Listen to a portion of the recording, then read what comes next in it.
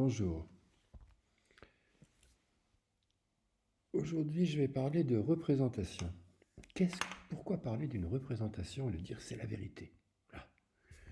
Ben justement, c'est pour accepter toute la contribution que chaque vivant fait dans sa perception du monde. Je ne vois pas le monde, je me représente le monde à partir de ce que j'en capte et de ce que j'en traite. Voilà.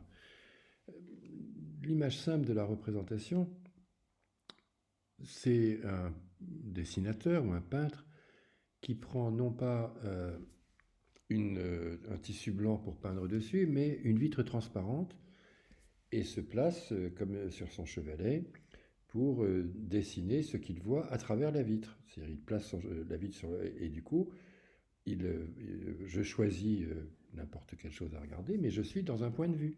Je suis dans un point d'où je regarde la chose que je vais dessiner. Et j'en obtiens un dessin, c'est-à-dire j'en obtiens les courbes sur ma vitre.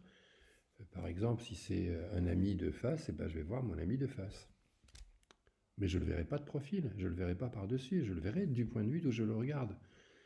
Et je le verrai à partir des sens que j'utilise. Là, j'utilise le sens de la vue. Je me fais ce dessin sur la vitre est donc la représentation que je me fais de mon ami. Là, je parle d'une représentation picturale. Évidemment, je peux considérer, j'ai dit mon ami, qui est un sujet, mais là je le traite comme un objet, c'est-à-dire je le traite pour ce que j'en perçois dans mon monde extérieur.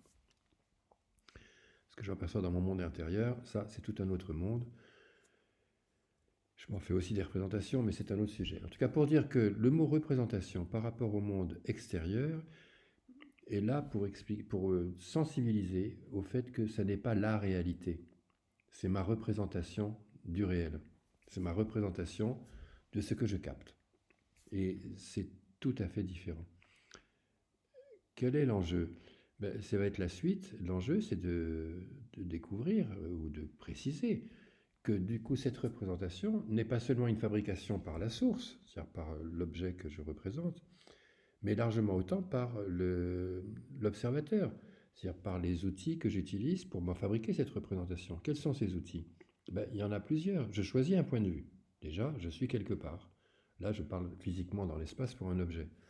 Mais pour tout ce qui concerne nos comportements, je suis quelque part pour l'étape suivante, qui sont les traitements que je fais de ce que je capte.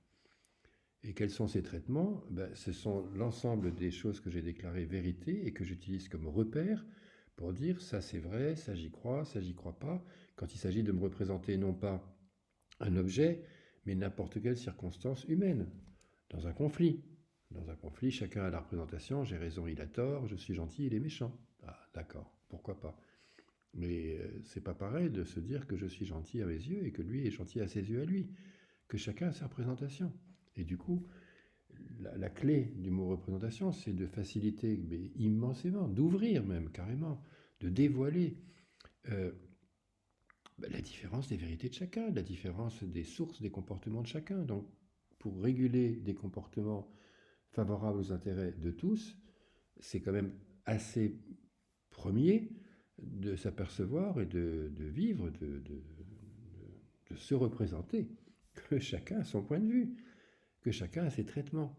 Voilà, donc c'est ce que je vais détailler dans les étapes suivantes, c'est comment on passe de ce que l'on capte avec ses cinq sens, ou de ce que je capte avec mes cinq sens, à la représentation que je m'en fais, à la vérité que j'utiliserai pour décider de mes comportements. Sachant que, et c'est une des grandes clés de toute cette chaîne, qu'évidemment, ma vérité n'est pas la vérité du voisin. C'est le concept majeur, central presque, en sciences subjectives, de la diversité des vérités, puisque chacun n'a pas les mêmes observations, n'a pas accès aux mêmes choses à capter. Personne ne capte le monde intérieur du voisin. Voilà.